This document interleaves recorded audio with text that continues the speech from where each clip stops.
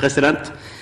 Takk statsråd Solheim for et svar, president. Jeg takker også for at han synes det var en konstruktiv interpellasjon, for det var meningen. Det var ikke en interpellasjon man skulle slå politisk mynt, men det var oppriktig ment. Det jeg sa, at i dag føler jeg meg som en slags ombudsmann, en sendemann fra faktisk en hel region, en helt Vestland, i forhold til at man skriker om hjelp, i forhold til at man må be om å bli sett, i forhold til tilbakemeldingene et samlet Vestland har gitt. Solheim, president, viser til 24 kommuner. Alle de 24 kommunene, enten i Rogaland eller Hordaland. Sånn at, og i tillegg til det så er det helt sikkert noen andre, men hovedvekten av det kommer fra Rogaland og Hordaland, akkurat i krysningspunktet for den regionen jeg representerer.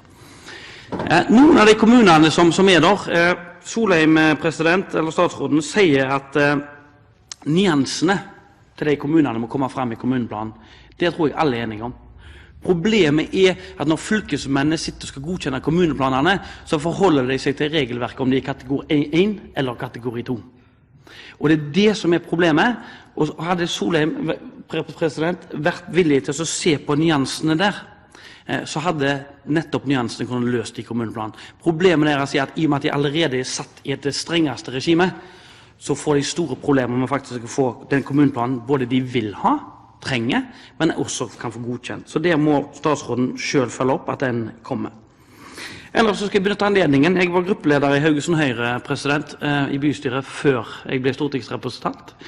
Og kvitterer jo ut at det høyrestyrte Haugesund i samarbeid med statsråd Solheim da kjøper et gedigent friluftsområde rett ut forbi Haugesund sentrum og regulerer fullt og helt nesten til friområder for lang sikt, til rekreasjon, og man verner det. Så det viser at man gjør det med lokalt selvstyre. Man kjøper det faktisk fra private med høyrestyrte pengemidler i en kommune sammen med staten. Det viser at det går an å få til. Men da bør ikke takke fra statsråden være den andre enden, at når man nettopp har sikret seg indre fileten i Haugesund, så slår man, når man da skal utvikle øysamfunnet Røver, som er en knøttlite øy med 130 mennesker, som da kategoriseres innenfor Oslofjordområdet med det presset der, det er det mange i min kommune og vår region, og helt sikkert Solheim selv, som tenker, nei, det kan jo ikke være lurt. I tillegg til det så er det altså den ytre delen av Haugesund som grenser altså mot Sveio. Det bor knapt mennesker der. Den er også på det hardt presset området.